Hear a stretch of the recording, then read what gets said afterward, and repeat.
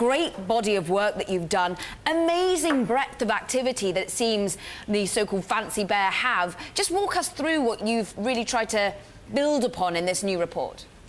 Thanks, Caroline. So going back to 2014, before this became the political hot rod of an issue of 2016, we were then profiling this group, which we call APT28, and attributed their operations to the Russian government as the sponsor behind them. And what we've seen is a variety of targets, everything from journalists in Chechnya to defense attachés in Eastern Europe, to then the elections in the DNC and the World Anti-Doping Organization, the same entity that put the ban on Russian athletes, or some Russian athletes, before the 2016 Olympics. So a variety of different targets that we've seen this group go after. And they've done it in a couple ways. They'll breach the networks using malware, so software used maliciously to get into a network and take data, frequently email. And then we're also seeing another side of these operations that play out in the leaks, on WikiLeaks, on DC Leaks. This is when the troves of emails have come out that change the conversation. And it's the combination of that network intrusion and then the ability to change the narrative through that leaked data that's been so powerful in the arsenal of what APT28's been doing, particularly in the US in 2016. And using social media as a means to do all of this, is there a risk that this is actually still going on? How much could the US government, indeed the German government, still be compromised?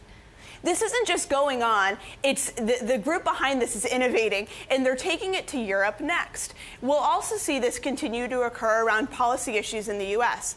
The elections were just one of a variety of targets that this group's gone after, and when we look at the upcoming elections in the Netherlands, in France, in Germany, we're seeing the same mechanisms. Ability to get hashtags trending, ability to push certain types of documents to particular journalists, a really focused ability to change how the conversation in the press plays out that this group is particularly attuned to.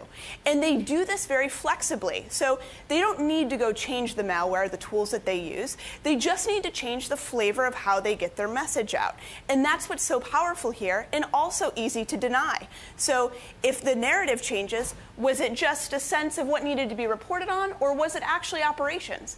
In what we've seen, there are clear intentional operations with the forensics behind it that link this back to a Russian government-sponsored effort.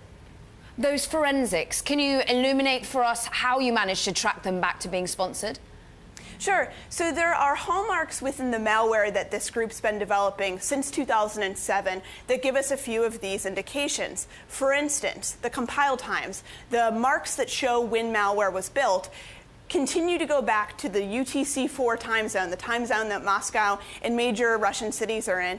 And over 90% of the samples that we've tracked over time align to the working hours, 9 to 5 p.m., when this malware was compiled. We also see the marks of a really well-resourced effort. The malware that's been built shows certain techniques to try to evade detection so that people researching the malware, catching the malware, can't unpack it and understand it as well. These are the types of telltale signs that the people behind this, the developers behind these tools, are really thinking about how to do it. They're resourced. They aren't just buying tools online for $300 and deploying them. This is a state effort that takes years of thought, years of planning, and then the targets themselves say so much about this. The combination of caucus agencies, so agencies in Georgia, defense attachés, ministries of foreign affairs. These are the types of targets that show a state's interest. And with the totality of that evidence, that's what's led us to believe that the Russian government's the likely sponsor of the group. I have to say, I had no idea hackers kept a 9-to-5 regime. You learn something new every day, Laura. But give us an idea of the work you're doing, the light that you're shining on all of this. Are governments, institutions, bodies listening to you? Is this a game of whack-a-mole, or can actually something be done to tackle the vulnerabilities? The question right now is, where is the line between acceptable state espionage that's been happening since the beginning of time, right, and aggressive measures that interfere with the internal affairs of a state? So, to put it very boldly, what is sovereignty in cyberspace? And do we consider cyberspace, or do we consider information space? That's the question at hand between Russia and the US right now. Russians and Chinese governments have long considered this broader, more psychological definition of how they consider this domain. While on the US side and other NATO countries, They've thought about this in terms of networks and systems, ones and zeros. So do you take a more expansive view, or do you think of this in terms of a more traditional technology approach? And then what are the implications of choosing either mentality? And so when we hear from President-elect Donald Trump saying he doesn't think he'll be attacked while he is president in terms of cybersecurity, should we be believing him or pouring cold water over it?